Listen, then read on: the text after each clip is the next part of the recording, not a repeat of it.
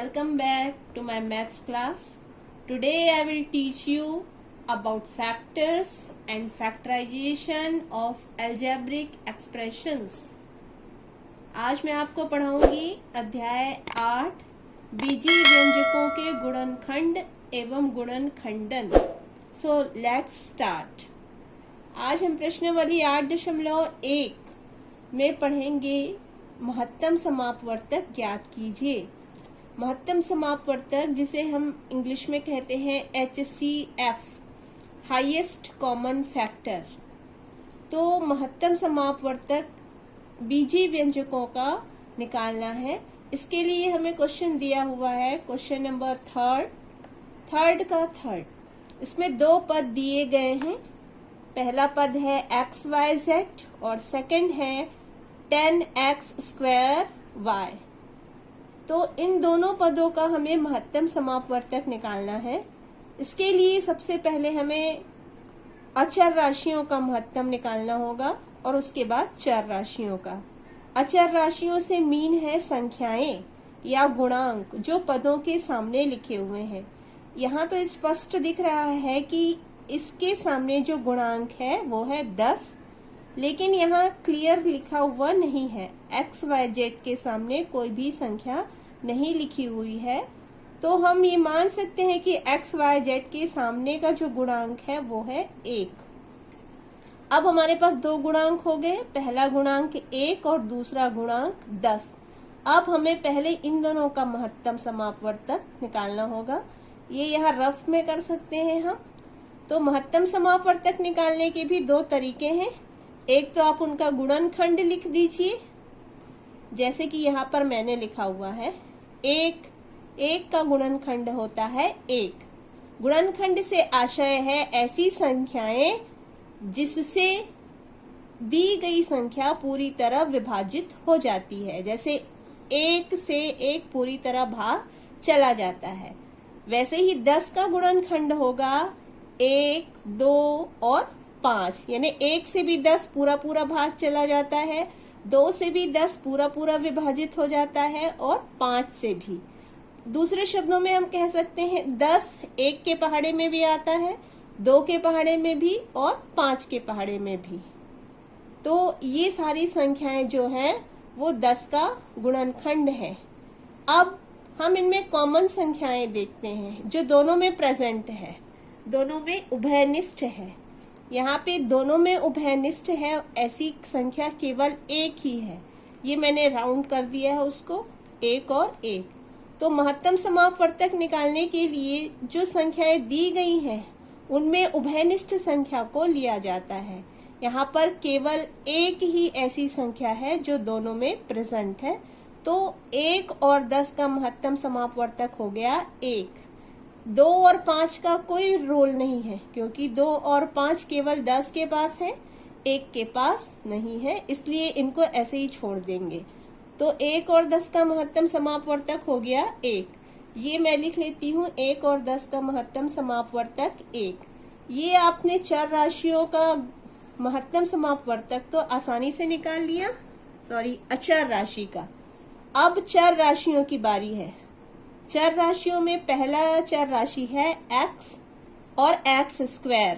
यहाँ मैंने लिख दिया x एवं x² का महत्तम समापवर्तक. तो चर राशियों का महत्तम समापवर्तक निकालना है तो हमें इनकी न्यूनतम घात देखनी होती है. यानी ऐसी सबसे छोटी घात जो इस संख्या के पास भी है और इसके पास भी है. तो यहाँ पर सबसे छोटी घात है x की घात 1, जो यहाँ पर भी है और इसके पास भी. तो x और x² का महत्तम समापवर्तक हो जाएगा x की घात 1. वैसे ही y एवं y का महत्तम समापवर्तक हो जाएगा y की घात 1, क्योंकि y की घात 1 यहाँ भी है और यहाँ पर भी. इसमें अगली चर राशि है z, लेकिन हम देखते हैं z केवल इस पद के पास है, इस पद में z नहीं है. तो अकेला होने के कारण उसको ऐसे ही हम छोड़ देंगे. अब हमें सारी संख्याओं को एक साथ फिर से लिखना होगा, यानी कि पूरे पद एक साथ फिर से लिखने होंगे. 1 XYZ और 10x² y का महत्तम समापवर्तक ये जो हमने महत्तम समापवर्तक निकाल कर रखा है उसे साथ में लिख देंगे। पहले मैंने लिखा 1, फिर मैं लिख दूंगी x की घात 1 और फिर मैं लिख दूंगी y की घात 1। ये z वाला तो ऐसे ही छूटा रहेगा। अब मैं इस पूरे को गुणा कर दूंगी, 1 का गुणा x से और y से होगा तो वो केवल xy कहलाएगा और यही x इंटू y आपका महत्तम समापवर्तक है। x की घात 1 और y की घात 1 चाहे तो आप लिख सकते हैं और नहीं भी लिखें तो भी चलेगा। तो x y z और 10x स्क्वायर y का महत्तम समापवर्तक हो गया x इंटू y। ये क्वेश्चन नंबर 6 है। 3xy और 23x स्क्वायर z का महत्तम समापवर्तक निकालिए। यहाँ पर भी हम वही काम करेंगे, पहले गुणांकों का महत्तम समापवर्तक निकालेंगे। पहला गुणांक है 3 और दूसरा गुणांक है 23। तो 3 और 23 का महत्तम समापवर्तक, ये फिर से वहां पर हम लिख देंगे 3 का अभाज्य गुणनखंड, यानी 3 किनके किनके पहाड़े में आता है। 3 आता है 1 के पहाड़े में और 3 के पहाड़े में, और 23 1 के पहाड़े में और केवल 23 के पहाड़े में ही आता है। अब हम देखते हैं ऐसी कौन सी संख्या है जो 3 में के उभयनिष्ठ गुणनखंड में है और 23 में भी है। तो केवल एक ही ऐसी संख्या है जो दोनों जगह प्रेजेंट है। तो मैंने यहाँ लिख दिया 1, और यही 1 जो है वो 3 और 23 का महत्तम समापवर्तक हो जाएगा। क्योंकि इस 3 का हम कुछ नहीं करेंगे क्योंकि इसके पास 3 नहीं है, और ये 23 भी ऐसे ही रहेगा क्योंकि ऊपर वाले पद में 23 नहीं है। अर्थात जो दोनों में प्रेजेंट है उसी संख्या को हम एक बार लिखेंगे। तो ऐसी संख्या केवल 1 है, इसलिए 3 और 23 का महत्तम समापवर्तक हो जाएगा 1। ये मैंने यहाँ लिखा 3 और 23 का महत्तम समापवर्तक 1। अब मुझे चर राशियों का महत्तम समापवर्तक निकालना है। पहली चर राशि है x, यहाँ है x और दूसरी जगह है x स्क्वायर। x और x स्क्वायर का महत्तम समापवर्तक, तो हमें x की न्यूनतम घात देखनी होगी, यानी सबसे छोटी घात जो यहाँ भी है x के पास और x स्क्वायर के पास भी। तो x की घात 1 यहाँ पर भी है और x स्क्वायर के पास भी।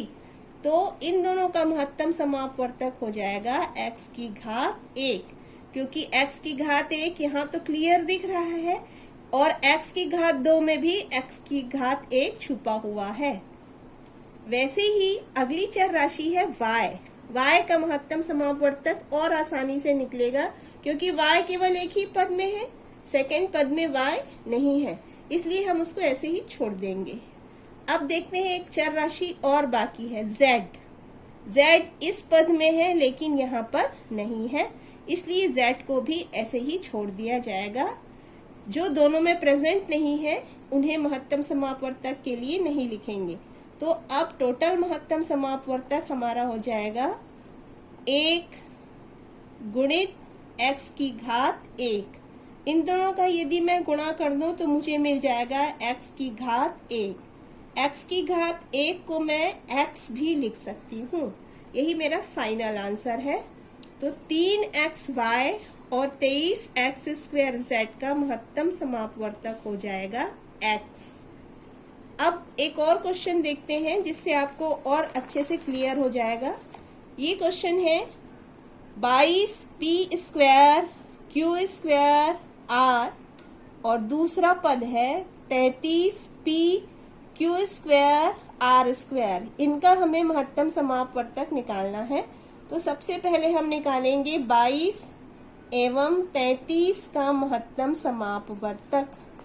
इसके लिए भी हमें वही करना होगा, 22 और 33 का अभाज्य गुणनखंड। 22 जो है 1 के पहाड़े में भी आएगा, 2 के पहाड़े में भी और 11 के पहाड़े में भी। इसलिए मैं लिख सकती हूँ 1 गुणित 2 गुणित 11 बराबर 22। ऐसे ही 33 को मैं लिख सकती हूँ 1 गुणित 3 गुणित 11, क्योंकि 33 इन्हीं तीनों संख्याओं के पहाड़े में आता है, या दूसरे शब्दों में हम कहें कि इन्हीं तीनों संख्याओं से 22 पूरी तरह विभाजित हो जाता है और इन 3 संख्याओं से 33 पूरी तरह विभाजित हो जाता है। तो ये सारी संख्याएं 22 की गुणनखंड हैं और ये सारी संख्याएं 33 की गुणनखंड। अब जब हमने गुणनखंड लिख लिया है तो हम ऐसा गुणनखंड ढूंढेंगे जो दोनों में प्रेजेंट है। ये पहला गुणनखंड है 1 और दूसरा गुणनखंड है 11। जब हमने गुणनखंड लिख लिया तो अब हम इनमें सबसे बड़ा गुणनखंड देखेंगे जो कॉमन है। यहाँ 1 भी है और 11 भी है, तो सबसे बड़ा गुणनखंड इसमें है 11। इसलिए इन दोनों संख्याओं का महत्तम समापवर्तक हो जाएगा 11। मैं यहाँ लिख सकती हूँ कि 22 और 33 का महत्तम समापवर्तक है 11। अब चर राशियों का महत्तम समापवर्तक निकालेंगे। पहली चर राशि है p² और दूसरे पद में है p। p² एवं p का महत्तम समापवर्तक क्या होगा? मैंने आपको पहले भी बताया है कि हम न्यूनतम घात देखेंगे, यानी कि सबसे छोटी घात जो यहाँ भी है पहले पद में और दूसरे पद में भी। तो सबसे छोटी घात हो सकती है p की घात 1 जो यहाँ भी है और यहाँ भी है। तो मैं लिख दूंगी p² और p का महत्तम समापवर्तक हो जाएगा p की घात 1। अब दूसरी चर राशि है q² पहले पद में और दूसरे पद में भी q²। q² और q² का महत्तम समापवर्तक क्या होगा? तो q² और q² की सबसे छोटी घात जो दोनों में प्रेजेंट है वो है q², यानी q की घात 2 यहाँ भी है और यहाँ पर भी है। तो दोनों का महत्तम समापवर्तक हो जाएगा q की घात 2 जो दोनों में प्रेजेंट है। अब अगली चर राशि है पहले पद में r और दूसरे पद में r² यानी r की घात 2 का महत्तम समापवर्तक। यहाँ भी वही फॉर्मूला, r की सबसे छोटी घात जो दोनों में प्रेजेंट है। तो आप देख सकते हैं r की घात 1 यहाँ भी है और r की घात 2 के पास भी है। r की घात 1 यहाँ भी प्रेजेंट है और यहाँ पर भी, क्योंकि 2 में 1 तो छुपा रहेगा ही उसके अंदर, इसलिए हम लिख सकते हैं दोनों का महत्तम समापवर्तक हो जाएगा r की घात 1।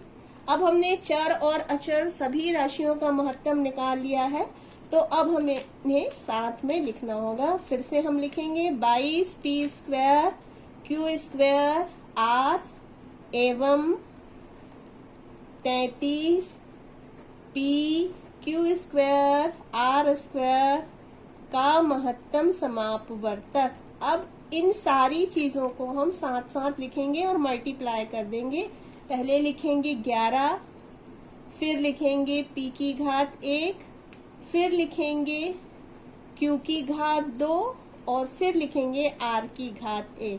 सभी का आपस में गुणा कर दिया जाएगा तो वो लिखा जाएगा इस प्रकार 11p into q² into r। घात 1 को लिखने की आवश्यकता नहीं है।